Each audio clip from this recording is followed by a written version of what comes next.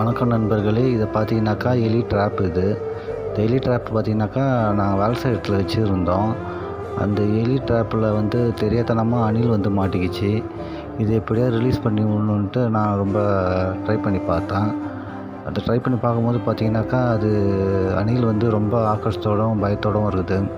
ஏன்னா அது நம்ம ஏதாவது துன்புறுத்திடுவோமோன்ட்டு அதுக்குள்ளே ஒரு பயம்.